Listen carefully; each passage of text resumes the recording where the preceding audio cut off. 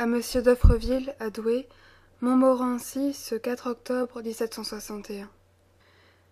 La question que vous me proposez, monsieur, dans votre lettre du 15, est importante et grave. C'est de sa solution qu'il dépend de savoir s'il y a une morale démontrée ou s'il n'y en a point.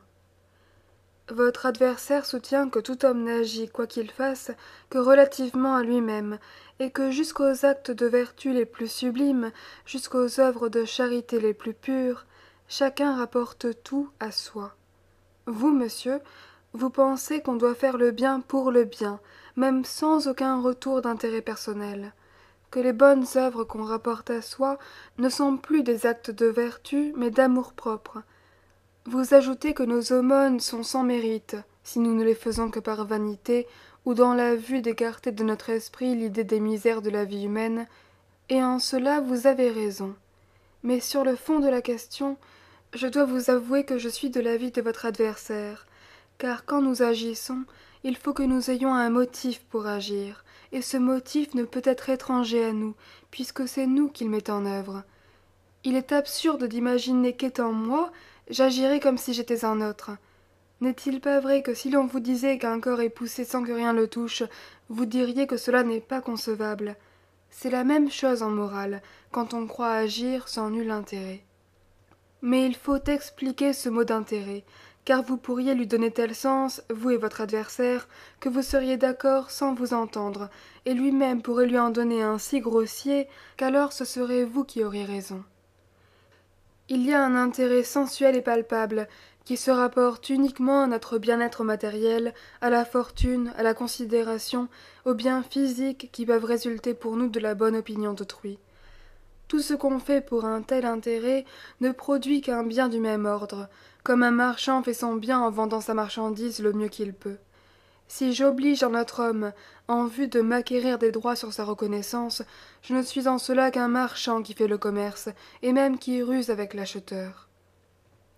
Si je fais l'aumône pour me faire estimer charitable et jouir des avantages attachés à cette estime, je ne suis encore qu'un marchand qui achète de la réputation.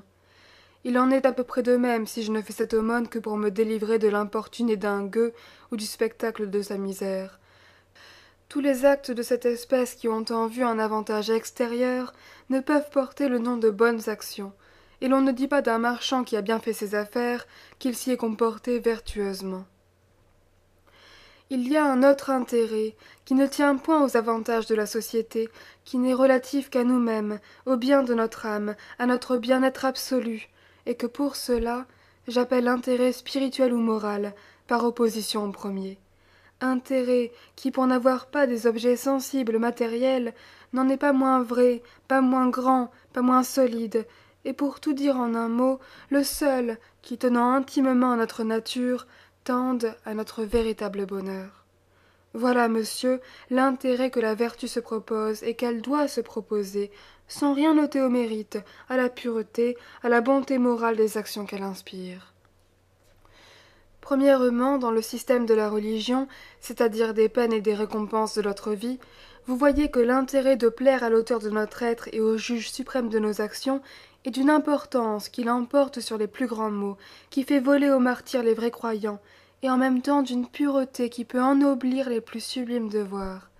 La loi de bien faire est tirée de la raison même, et le chrétien n'a besoin que de logique pour avoir de la vertu.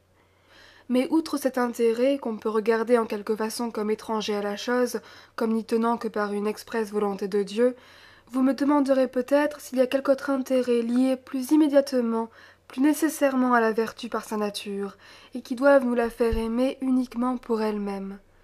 Ceci tient à d'autres questions, dont la discussion passe les bornes d'une lettre, et dont pour cette raison je ne tenterai pas ici l'examen. Comme si nous avons un amour naturel pour l'ordre, pour le beau moral, si cet amour peut être assez vif par lui-même pour primer sur toutes nos passions, si la conscience est innée dans le cœur de l'homme, ou si elle n'est que l'ouvrage des préjugés et de l'éducation. Car en ce dernier cas, il est clair que nul n'ayant en soi-même aucun intérêt à bien faire, ne peut faire aucun bien que par le profit qu'il en attend d'autrui, qu'il n'y a par conséquent que des sots qui croient à la vertu et des dupes qui la pratiquent. Telle est la nouvelle philosophie. Sans m'embarquer ici dans cette métaphysique qui nous mènerait trop loin, je me contenterai de vous proposer un fait que vous pourrez mettre en question avec votre adversaire, et qui, bien discuté, vous instruira peut-être mieux de ces vrais sentiments que vous ne pourriez vous en instruire en restant dans la généralité de votre thèse. En Angleterre, quand un homme est accusé criminellement, 12 jurés, enfermés dans une chambre pour opiner sur l'examen de la procédure, s'il est coupable ou s'il ne l'est pas, ne sortent plus de cette chambre et n'y reçoivent point à manger, qu'ils ne soient tous d'accord, en sorte que leur jugement est toujours unanime et décisif sur le sort de l'accusé. Dans une de ces délibérations, les preuves paraissant convaincantes, 11 des jurés le condamnèrent sans balancer. Mais le 12e s'obstina tellement à l'absoudre sans vouloir alléguer d'autres raisons, sinon qu'il le croyait innocent, que voyant ce juré déterminé à mourir de faim plutôt que d'être de leur avis, tous les autres, pour ne pas s'exposer au même sort, revinrent au sien, et l'accusé fut renvoyé absous. L'affaire finie, quelques-uns des jurés pressèrent en secret leurs collègues de leur dire la raison de son obstination, et ils surent enfin que c'était lui-même qui avait fait le coup dont l'autre était accusé, et qu'il avait eu moins d'horreur de la mort que de faire périr l'innocent chargé de son propre crime. Proposez le cas à votre homme, et ne manquez pas d'examiner avec lui l'état de ce juré dans toutes ces circonstances. Ce n'était point un homme juste, puisqu'il avait commis un crime, et dans cette affaire, l'enthousiasme de la vertu ne pouvait point lui élever le cœur et lui faire mépriser la vie.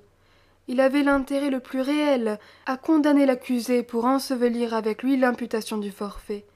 Il doit craindre que son invincible obstination n'en fît soupçonner la véritable cause, et ne fût un commencement d'indice contre lui. La prudence et le soin de sa sûreté demandaient, ce semble, qui fit ce qu'il ne fit pas, et l'on ne voit aucun intérêt sensible qui dût le porter à faire ce qu'il fit. Il n'y avait cependant qu'un intérêt très puissant, qui put le déterminer ainsi dans le secret de son cœur à toutes sortes de risques.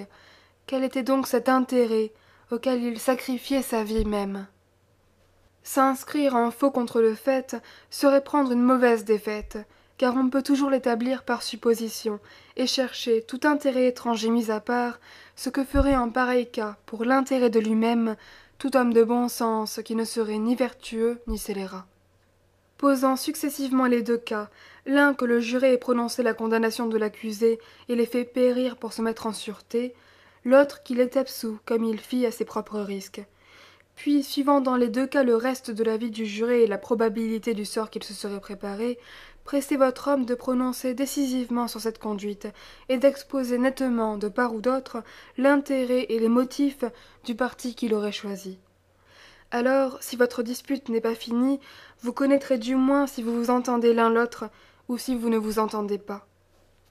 Que s'il distingue entre l'intérêt d'un crime à commettre ou à ne pas commettre, et celui d'une bonne action à faire ou à ne pas faire, vous lui ferez voir aisément que dans l'hypothèse, la raison de s'abstenir d'un crime avantageux qu'on peut commettre impunément est du même genre que celle de faire, entre le ciel et soi, une bonne action onéreuse. Car, outre que quelque bien que nous puissions faire, en cela nous ne sommes que justes, on ne peut avoir nul intérêt en soi-même à ne pas faire le mal, qu'on ait un intérêt semblable à faire le bien. L'un et l'autre dérivent de la même source, et ne peuvent être séparés. Surtout, monsieur, songez qu'il ne faut point outrer les choses au-delà de la vérité, ni confondre, comme faisaient les stoïciens, le bonheur avec la vertu. Il est certain que faire le bien pour le bien, c'est le faire pour soi, pour notre propre intérêt, puisqu'il donne à l'âme une satisfaction intérieure, un contentement d'elle-même sans lequel il n'y a point de vrai bonheur. Il est sûr encore que les méchants sont tous misérables, quel que soit leur sort apparent, parce que le bonheur s'empoisonne dans une âme corrompue, comme le plaisir des sens dans un corps malsain. Mais il est faux que les bons soient tous heureux dès ce monde, et comme il ne suffit pas au corps d'être en santé pour avoir de quoi se nourrir, il ne suffit pas non plus à l'âme d'être saine pour obtenir tous les biens dont elle a besoin. Quoiqu'il n'y ait que les gens de bien qui puissent vivre contents, ce n'est pas à dire que tout homme de bien vive content. La vertu ne donne pas le bonheur, mais elle seule apprend à en jouir quand on l'a. La vertu ne garantit pas des maux de cette vie et n'en procure pas les biens. C'est ce que ne fait pas non plus le vice avec toutes ses ruses. Mais la vertu fait porter plus patiemment les uns et goûter plus délicieusement les autres. Nous avons donc, en tout état de cause, un véritable intérêt à la cultiver, et nous faisons bien de travailler pour cet intérêt, quoiqu'il y ait des cas où il serait insuffisant par lui-même, sans l'attente d'une vie à venir. Voilà mon sentiment sur la question que vous m'avez proposée. En vous remerciant du bien que vous pensez de moi, je vous conseille pourtant, monsieur, de ne plus perdre votre temps à me défendre ou à me louer. Tout le bien ou le mal qu'on dit d'un homme qu'on ne connaît point ne signifie pas grand-chose. Si ceux qui m'accusent ont tort, c'est à ma conduite à me justifier. Toute autre apologie est inutile ou superflue. J'aurais dû vous répondre plus tôt, mais le triste état où je vis doit excuser ce retard. Dans le peu d'intervalle que mes mots me laissent, mes occupations ne sont pas de mon choix, et je vous avoue que quand elles en seraient, ce choix ne serait pas d'écrire des lettres. Je ne réponds point à celle de compliments, et je ne répondrai pas non plus à la vôtre, si la question que vous m'y proposez ne me faisait un devoir de vous en dire mon avis. Je vous salue, monsieur, de tout mon cœur. Jean-Jacques Rousseau.